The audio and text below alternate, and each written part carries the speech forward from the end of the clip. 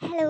നമ്മളിന്ന് ചെയ്യാൻ പോകുന്ന ഒരു കുട്ടി ട്രാവൽ വ്ലോഗായിരിക്കും. നമ്മൾ കരിയാത്തുംപാറ എന്ന് പറഞ്ഞൊരു അടിപൊളി സ്ഥലത്തേക്കായിരിക്കും ഇന്ന് പോകുന്നത്. ഈ ട്രിപ്പ് ആക്ച്വലി ഞങ്ങൾ ഒരൊറ്റ മൈൻഡിൽ ഇറങ്ങിയതാണ്. ലൈക്ക് ഞങ്ങൾ 2 മണി എന്തോ പ്ലാൻ ചെയ്തു.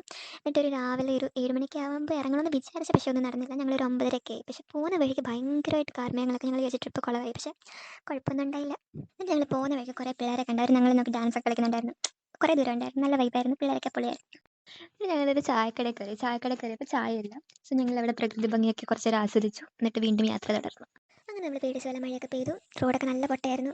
അറ്റ് ലാസ്റ്റ് ഞങ്ങളവിടെ എത്തി. ആൻഡ് അവിടെ ഒരു 30 റുപ്പീസാണ് എൻട്രി ഫീ ആയിട്ട് അവർ ഈടാക്കുന്നത്. ആൻഡ് നമുക്കിപ്പം നല്ല ഫോട്ടോസൊക്കെ വേണമെങ്കിൽ അവർ തന്നെ എടുത്തു തരും. ലൈക്ക് 500 റുപ്പീസ് അവർക്ക് പേ ചെയ്താൽ അവർ പ്രൊഫഷണൽ ഫോട്ടോഗ്രാഫേഴ്സൊക്കെ അവൈലബിൾ ആണ്.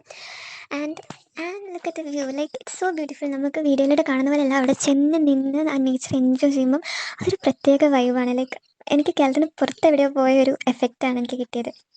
അവിടെ വെള്ളത്തിനൊന്നും അധികം ആഴമില്ലായിരുന്നു. അപ്പം നമുക്ക് കൊച്ചു കുട്ടികൾ വരെ അതിലിറങ്ങുന്നുണ്ടായിരുന്നു. അപ്പം നമ്മളും വിചാരിച്ചു നമുക്ക് ഇറങ്ങാം. ഇൻ കേസ് നിങ്ങൾക്ക് ഡ്രസ്സ് വേണമെങ്കിൽ അവിടെ ഒരു ഷോപ്പുണ്ട്. നമുക്ക് എക്സ്ട്രാ ഡ്രസ്സ് പോയി വാങ്ങിക്കാൻ പറ്റുന്നൊരു ഷോപ്പുണ്ട്.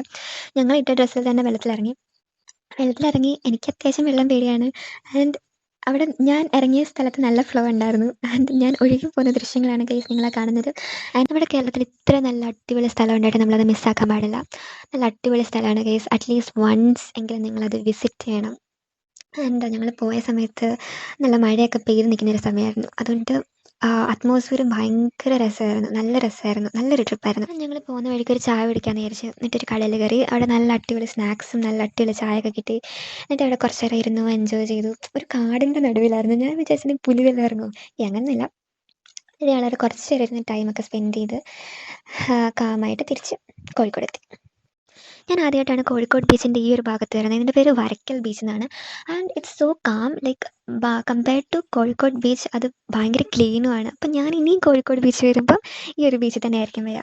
അപ്പം ഇത്രയേ ഉള്ളൂ. ഇതാണ് ഞങ്ങളുടെ കുട്ടി കരിയാത്തുംപാറ ട്രാവൽ ബ്ലോഗ്.